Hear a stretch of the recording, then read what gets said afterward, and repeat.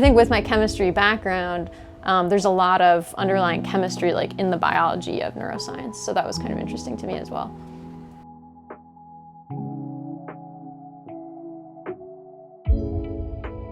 I think growing up, what got me into science, I was always interested in it. Like thinking back in middle and high school, I was always the most interested in my science classes, and I liked learning more about the world and how things work, particularly like biology and chemistry. I started a master's program in forensic science because I was interested in that. And then kind of my first semester in the forensic science program, I realized that while it was very interesting, that wasn't the career path I wanted to do. And I took a forensic toxicology class. We kind of had to do a project, and for my project I was like studying a specific drug and its effects on the body, and that just got me really excited and like remembering how much I loved my biochemistry classes in undergrad. So I was kind of like, wow, I'm really excited about this. So then I switched to a master's in biochemistry at City College.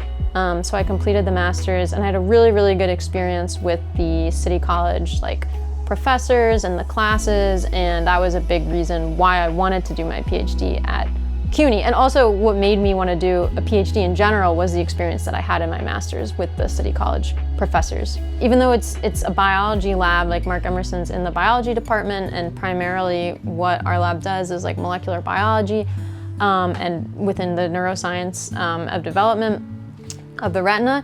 But I feel pretty lucky. My project actually is a little bit more biochemistry focused, which is pretty cool because that's where I'm coming from. So the main part of my project is I'm trying to develop a method to determine the protein occupancy of a DNA sequence of interest. So in development, especially of a complex system like the retina, you have a bunch of cells, progenitor cells that are identical, but then of course they undergo transformations and they become different types of cells at the end of development.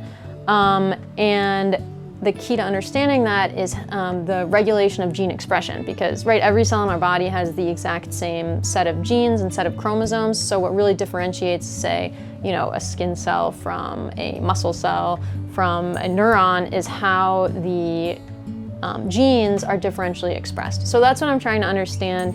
And the key to that is gene expression is controlled by these proteins called transcription factors that bind to specific regions of the genome, so to specific DNA sequences. So I'm trying to develop a method that you can take this DNA sequence and figure out what proteins bind to it. I do really enjoy teaching, so I would like to be able to, no matter what I do, have some component where I can still be like teaching or mentoring or something like that.